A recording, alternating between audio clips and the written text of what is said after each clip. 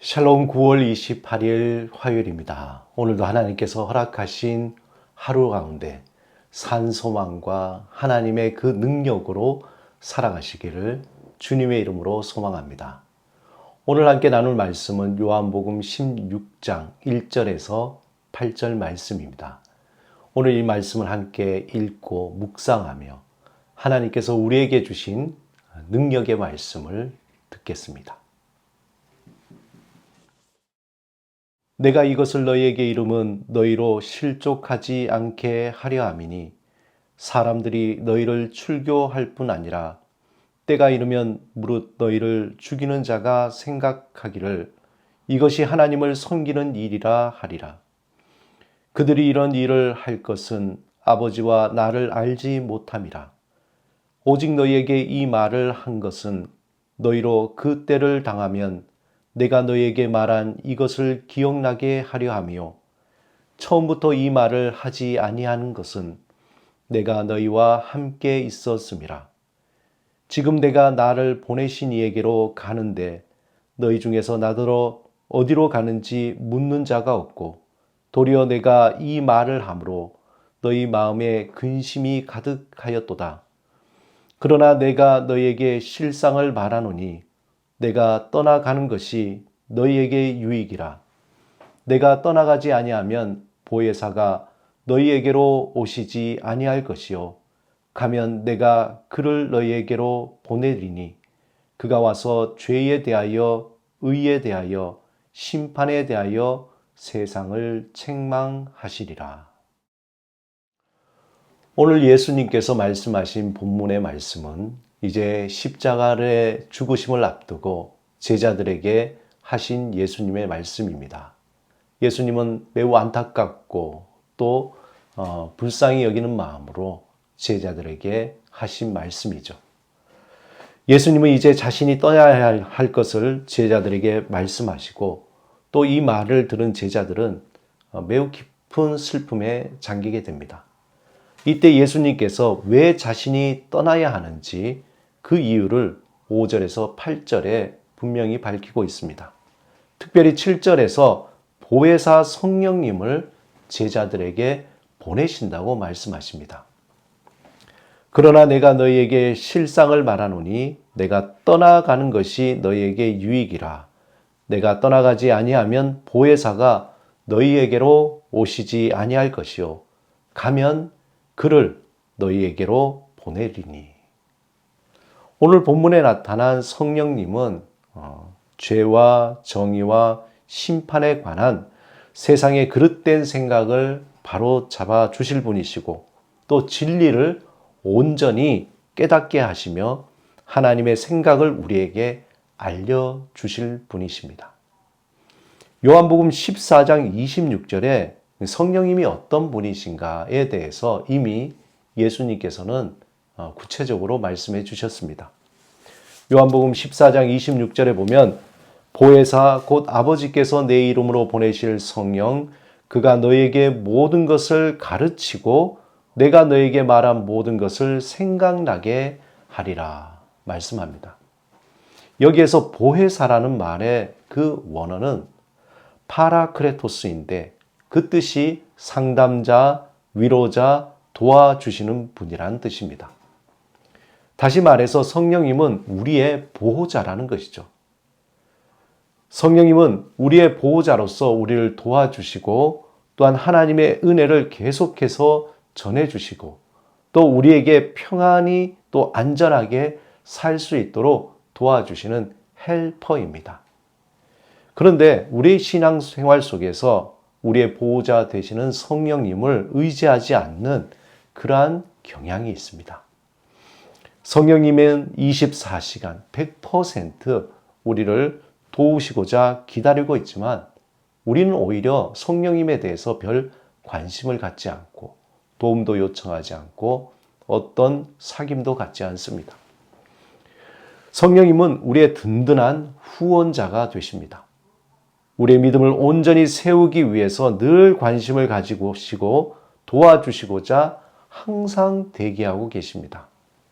그러기에 우리는 늘 성령님께 우리의 문제와 우리의 어려운 상황을 의논해야 합니다. 우리의 삶 속에 성령님이 간섭하시도록 우리가 지속적으로 초대해야 합니다. 그런데 그분과 친밀히 지내지 않는다는 것은 사실상 너무나 불행한 일이며 우리의 믿음 생활에 있어서 어떻게 보면은 큰 손해입니다. 특별히 우리가 이 땅에서 날마다 열매를 맺기 위해 살기 위해서는 성령 충만한 삶을 살아야 합니다. 다시 말해서 육체를 쫓지 않고 성령을 쫓는 삶입니다. 이것에 대해서 로마서 8장 4절에 보면 육신을 따르지 않고 그 영을 따라 행하는 우리에게 율법의 요구가 이루어지게 하려 하심이라. 우리는 하나님의 자녀입니다. 하나님은 생명 성령의 법으로 우리를 죄와 사망의 법에서 해방시켜 주셨습니다. 이제 신앙생활을 하면서 마찬가지로 우리는 생명 성령의 법을 따라서 살 때에 육신의 생각을 떠나 영의 생각을 품고 살아가게 됩니다. 우리는 그리스도의 영이 있는 사람이기 때문에 성령을 쫓아 살아갈 때에 생명과 평안을 낳는 그러한 삶을 살게 됩니다. 그리스도의 영이 없으면 그렇게 살고 싶어도 살 수 없는 것이죠. 하지만 예수 그리스도를 구주로 영접한 모든 자에게 하나님의 영, 그리스도의 영, 생명의 영이 있으므로 이것이 가능한 것입니다. 우리가 그렇게 살기를 사모하며 영적 싸움에서 승리하며 생명과 평안의 열매를 맺을 수 있는 것, 이것이 우리에게 얼마나 큰 능력이고 우리에게 큰 은혜인지 모릅니다. 그러기에 저와 여러분은 날마다 결단해야 합니다. 성령의 충만한 삶을 살도록 사모하면서 결단해야 합니다. 그런데 어떤 분은 성령의 충만함을 양적인 것으로 오해하는 분들이 있습니다. 성령의 충만한 삶이라고 하면 또 어떤 분은 매우 신비적인 것이거나 광신적인 모습을 생각하는 경향도 있습니다.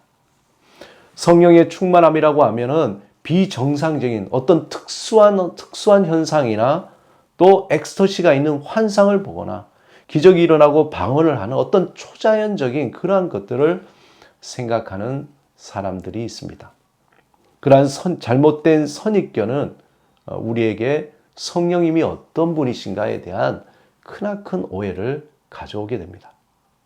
이러한 잘못된 선입견 때문에 성령 충만한 삶을 기피하여서 조용히 신앙생활하겠다는 그러한 분들도 있습니다. 성령 충만한 삶은 우리의 삶을 성령님께 내어드리는 그러한 삶입니다. 이것에 대해서 성경의 파노라마의 저자인 유명한 헨리에타 미어제는 이렇게 고백합니다. 성령의 능력을 받기 위해서는 나를 다스리시도록 그에게 순복하는 일 외에 다른 할 일이 없다는 것을 알았다. 그때 난 그것이 나의 인생의 최대의 발견임을 깨달았다. 나는 모든 것을 내 자신이 하려고 애를 써왔다. 이제 나는 그리스도께서 나를 취하시도록 전적으로 나 자신을 그에게 맡긴다. 성령님이 나에게서 어떤 일을 원하신다면 그 일을 그가 친히 해 주실 것을 요청하게 되었다. 나의 삶은 그 순간부터 변화되었다. 성령 충만한 삶이라는 것은 우리의 삶 전 영역을 하나님께 드리는 삶입니다. 우리의 삶에 계속해서 성령님을 초대하며 의논하고 의지해야 합니다. 우리가 육신의 생각을 품지 않도록 순간순간 성령님께 우리의 삶을 드려야 하는 것이죠. 성령님은 우리를 도와주시는 분이십니다. 우리의 상담가요, 위로자이십니다. 그분께 우리의 삶의 작은 부분까지 맡기는 그러한 성령 충만한 삶을 살아야 합니다. 우리가 육신의 생각을 쫓아 사는 것은 하나님과 원수가 되는 삶입니다. 하지만 우리가 성령을 쫓아서 사는 것은 그리스도인으로서 당연하고 또한 누려야 할 그러한 삶입니다. 오늘도 성령을 의지하며 영적으로 승리하며 풍성한 열매를 맺는 하루가 되시기를 주님의 이름으로 축원합니다.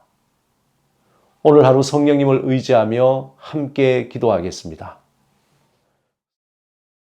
성령 하나님, 우리의 삶에 찾아오셔서 다스리시고 인도하시고 보호하소서. 우리에게 지혜와 분별력을 주시고 영적으로 승리하며 열매 맺는 삶을 살게 하소서. 예수 그리스도 이름으로 기도드립니다. 아멘.